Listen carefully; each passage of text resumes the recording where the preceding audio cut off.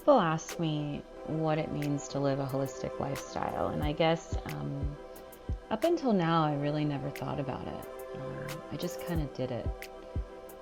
Um, I've always been a very deep, introspective thinker, and I've never just taken everything on a surface level.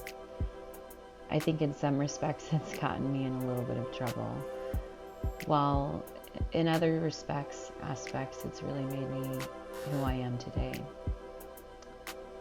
You see, I was always intrigued by the connection between our physical world, our environmental world, our mental world, our emotional world, our spiritual world, and then even later on in life, how our ancestral world plays into everything.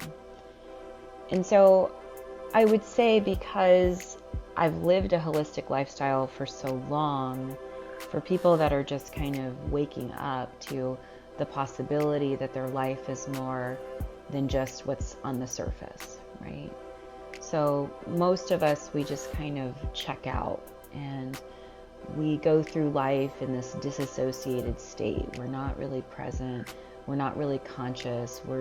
We think everything's happening to us. We think that we're a victim to our experience. We perceive that, the world and the people in the world are our enemies. And, we create and conjure up all of these crazy stories to kind of dismiss our own personal responsibility to why things in our life are not working the way that we want to work, whether that's blaming people, places, situations, circumstances, or events. We tend to say it's something out there instead of something in here.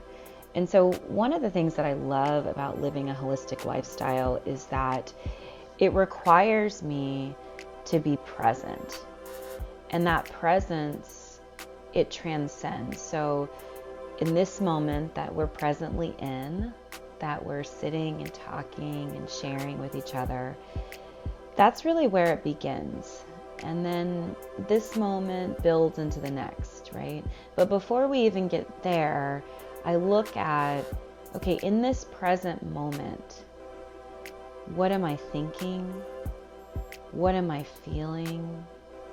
How is my physical state? How is my environment? How is my connection with the source, or what I call God? How are the energies that are around me affecting me, both in my current environment as well as in worlds that I can't even see or feel or touch, but I know that exist outside of myself.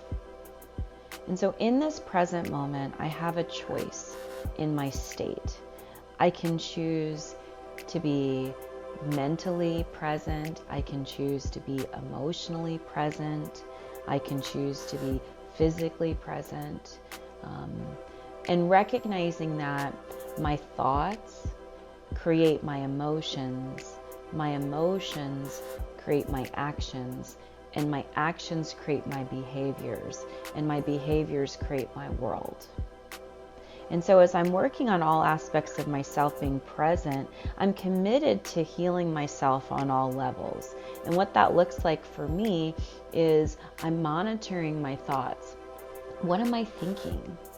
Right? Sometimes our thoughts are so overactive that it drowns out what we feel, and it drowns out our actions, and we can't even be present or conscious of our behaviors because we're thinking, judging, dismissing, trying to control, whatever. We're like angry, we're feeling all of these feelings based off of the thoughts that are coming into our bodies, right? And some of these thoughts aren't even our own. Some of them we just pick up, like from the news or from social media or our friends or our family. Like, it's like thoughts are contagious almost, right? So all these thoughts are floating around, and we choose which ones we pick up, and then we have an emotional reaction around them. So now I'm feeling the feelings of these thoughts. I'm experiencing the feelings of the thoughts that I have either created on my own or that I've borrowed from other people. So now I'm feeling,